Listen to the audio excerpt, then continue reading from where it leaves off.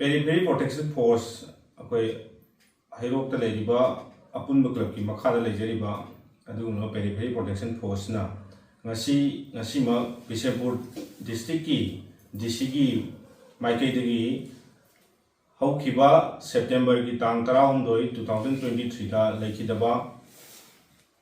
sub inspector होने लेबा ओनखुमांग हौकिप हाइबा मियोय सि लेखिदबगा मरी लेना एक्सगेसिया होइना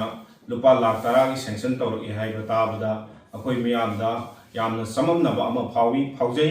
अमदी Periphery Protection Force की माइकेदगिसु हाइबा सैंक्शन लुपा लाख 10 की एक्सगेसिया की सैंक्शन तौरकनी हाइना तौबिरगनी हाइना माइना फोंदोकपिरपा बिशनपुर DC की माइकेदगी फोंदोकपिरपसि यामना सममनबा अमदी कंट्रोवर्सी ओइबा मो अमनी हाइना अखोई लौजदबा नमदे करी मरमगी नो हाइकांदा लेखिद्रबा SI सब इंस्पेक्टर ओनखोमांग हौकिप असि हानसु अखोई ताजबदा मोयरांग पुलिस स्टेशन दा लेरमबनी हाइना ताजै अदुबु थोकलिबा लानसिने मरम ओइरकांदा सुचानपुर चेनरगा लेगिबा मिसक अमनी असिगुमलबा मिसक असिना करी मरमदगी मोयरांगा ताइनदना लेरिबा अदुगुमलबा सिंफै हाइबा विलेज असिदा कुकी नाको टेरोरिस्ट सिंगना मैतै सिंगदा ओनसनदुना अटैक चथरपा मतमदा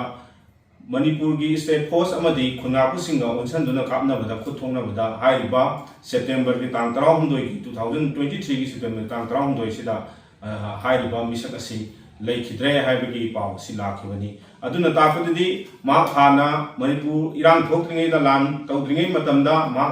हाना स्टेट फोर्स अमदी स्टेट पुलिस ओइना लेलंबा तारगसु ngasi mak matungdagidi mahak asi narco terrorist singa punna maitai singa onsanduno khut thabda yawa mioi amani haina akhoi manipur miyamna amadi periphery protection force na lawjai asigumloba misak asina haiba maitai miyamda onsanduna mihan mipun chatharakwa nomai kapsalakwa amadi mahilang kok thonbada chenariba kuki terrorist singa leminarakanda khut tharakpada chenaba mioi ama siba matamda manipur sarkarna amadi DC Bishnupur district की DC ना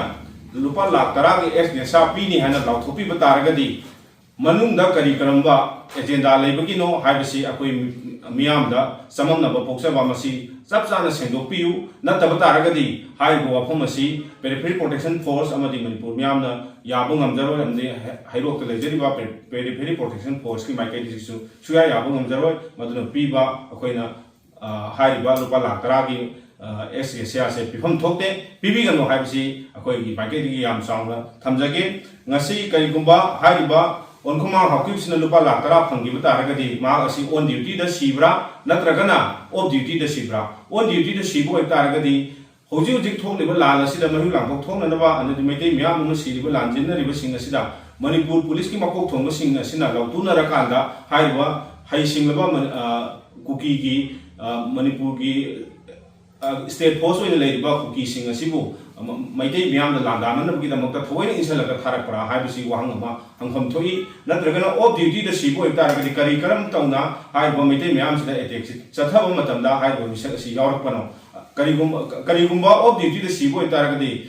हाइबा एक्सगेसिया असि फिफम थोकरा थोक्तबरा हाइबदो नैनफम थोक्तबरा अदुगी मियामदा सममनबा पोअनबा अमदि मियामदा अखोइगी यानिंगदबा अमा लेगनी हाइबसी खंगना खंगना state government मसी हाइरिबा खना चैनरिबसी नाग एक अनिमकी येंगलकांदा अमगे अमगे फनबने हाइना खलगा तौरक्लिब्रा अदु ओइबा तारगदि थोकलिबा महिउलां थोकलिबा मयाम लान थोकलिबा मयाम से ngasi state government थामजिनबा याब्रा नत्रगा मोइगी खुदोंचाबा खरा लौनननबगिदमक्ता अखोई फुरुप अनि सिबु थोइना इंसलगा खना लिब्रा हाइबगी वहंग फौबा अखोई